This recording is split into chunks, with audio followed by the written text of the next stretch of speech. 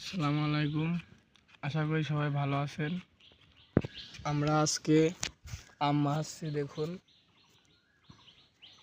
অনেক দিন পর সেই আমরা ছোটোবেলার শখ পালন করতেছি। ছোটোবেলায় এরকম করে মাহা খাইতাম। আজকে দেখুন,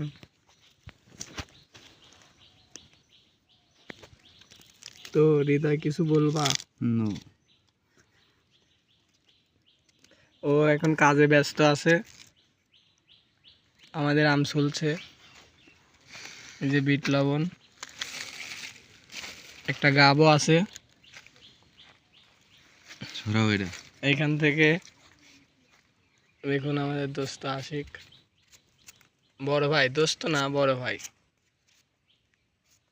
আমরা তিনজন আম খাইতে আইছি এখানে অনেক দিন পর।